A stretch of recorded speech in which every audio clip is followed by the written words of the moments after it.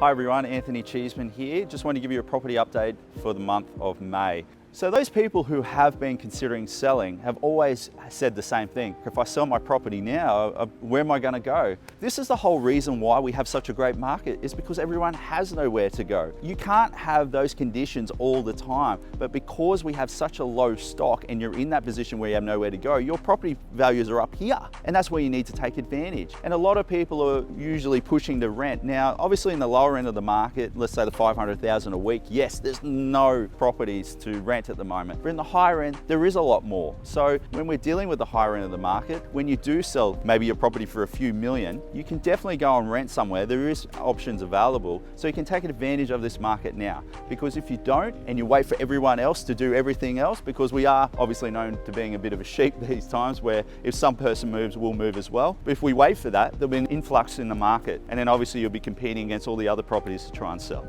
Now, the other concern that we see is obviously that inflation has risen again this month. The RBA thought it was a bit under control, but they're still a little bit concerned. And what's the RBA going to do now? Well, they may look at putting interest rates up once again, and that's going to make a lot of people nervous. That'll make the buyers nervous. Now, although that doesn't happen in the higher end of the market so much, it is buyer confidence, as I always say. So when they start to see that interest rates are going up, they're going to use that as an excuse. And so that is what happens when the market starts to soften. But because we've got a lack of property on the market, it is supply and demand at the end of the day. So for a seller, if you all want to sit and wait for the next seller to make their move, you're going to have an influx on the market. So the best thing to do is, while there's a lack of stock, is obviously the supply and demand is there. The buyers are looking to buy, and they will pay premium because there's nothing around. So your property might stand out better than everyone else in this time of year.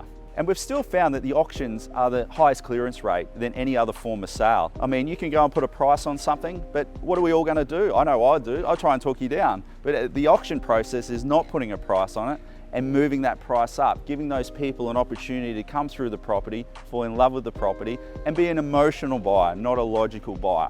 Now, the difference in this market to many others is we used to have a lot of logical buyers because they're all investments. They looked at the numbers. But the difference is now we have emotional buyers because people are moving to live here. They want exactly what they want, and they were willing to pay a higher price. So although there's a lot of off-market happening at the moment because there isn't much around, the off-market doesn't create the competition. You don't know that one buyer has paying the top price. There could be another buyer who's just not aware of your property unless it was advertised that's willing to pay more. So I always recommend going to market rather than off market, because there's not a unicorn buyer everywhere we go these days who are going to pay absolute premium.